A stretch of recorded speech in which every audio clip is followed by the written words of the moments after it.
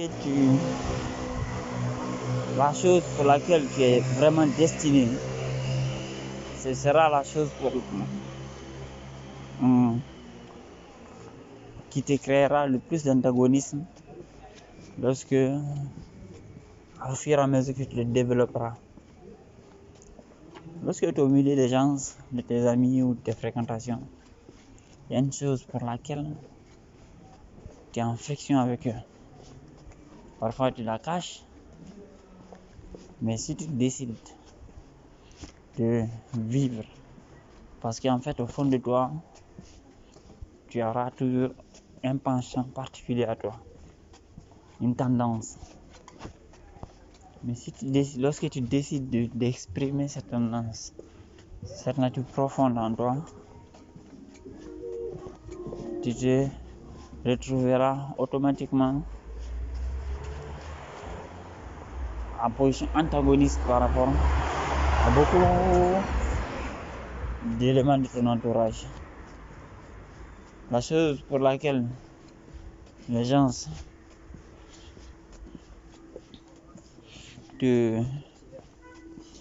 Tu m'avais pas prévenu quand il fallait que je vienne te chercher à l'aéroport, je suis passé par là. Les gens essaient le plus de te ramener en quelque sorte à la raison, de te redresser. En fait, c'est pour cette chose-là qui était réellement faite.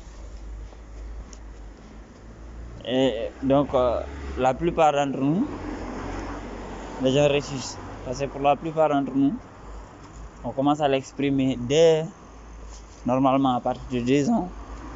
Et donc, les parents s'occupent de tuer cette tendance dès la petite enfance, à l'étouffer complètement, à l'enterrer. Pour d'autres, dans l'attente de jeunesse, se retrouvent confrontés à toutes sortes d'hostilités, après à l'école, ainsi de suite. Toute la structure est faite en fait pour oppresser les tendances naturelles des individus afin de les canaliser dans un moulage commun à tous. C'est un moulage artificiel où tu passes à l'école, on t'introduit des informations dans la tête et après on te forme. Or, qui dit former, dit réformer. Car il y a une forme naturelle qui était déjà là. Mais en réalité, ce qu'on appelle la formation, c'est juste, après avoir fondu ta forme première, on te redonne une autre forme, qui n'est pas ta forme naturelle en réalité. Et là, on te dit que tu es apte à intégrer la société, le système. Donc, la plupart d'entre nous, notre tendance naturelle, et c'est souvent très tôt a été écrasée. Car comme je l'ai dit, cette tendance est systématiquement en dissonance avec ce qu'elle trouve. Et cela est normal en fait, parce que tout individu est censé être unique. Donc, étant unique, tu es censé mener à l'existence quelque chose d'unique. Une chose est unique que si elle n'existe que chez toi.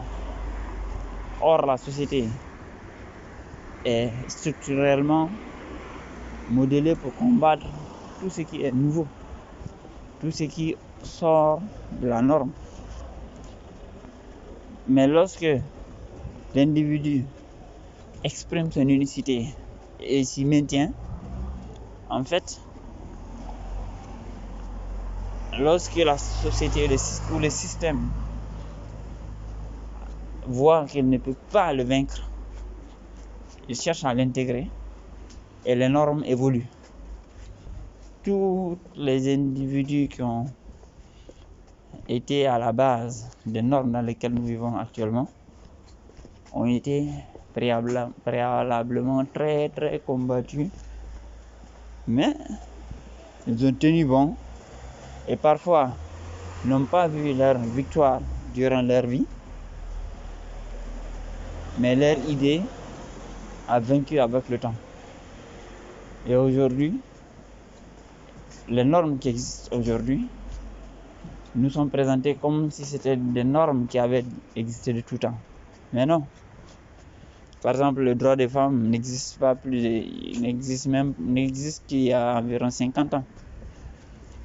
Pour la majorité des gens auraient tendance à penser que c'est un truc qui a toujours existé. Les droits des minorités n'existent que dans certains cas à moins de 20 ans. Donc, mais les gens qui avaient porté ces idées, ils avaient été d'abord combattus, mais ils ont tenu bon. Et bien tout individu en fait a un truc qui est unique.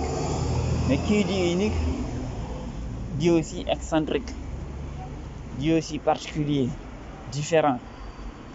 Et donc c'est automatiquement, sauf si les parents sont assez sages pour tolérer les différences que leur enfant peut exprimer, la plupart du temps, ils les tuent dans l'œuf. Et donc, pour connaître qui tu es, cherche tes particularités. Ne cherche pas tes points communs avec les gens. Non. Cherche ta différence. Qu'est-ce qui te rend particulier en fait? Essaie de te voir au travers le regard des autres. Pourquoi les autres te jugent-ils particulier? Te voient-ils différent? Pourquoi ils diront que tu manques à un rassemblement? Si tu n'es pas là, qu'est-ce qui va manquer? Qu'est-ce que tu amènes de spécifique à toi? Et cela, ce qui te amène à toujours ces deux aspects. Un aspect qui les attire, mais le côté face les attire, mais le côté pile les repousse. Parce qu'il manifeste ta différence. Et donc, on est aimé et haï en même temps. C'est pour cela que dès que tu commences à vivre selon ta réelle nature, eh bien, naturellement, il y aura un balayage dans ton environnement, dans ta vie. Car ton entourage va se scinder en deux. Certains qui vont réellement te détester, te rejeter, et d'autres qui vont être vraiment attirés par toi. Ils seront très peu généralement, mais plus tu vas t'y conformer et persister, plus tu seras reconnu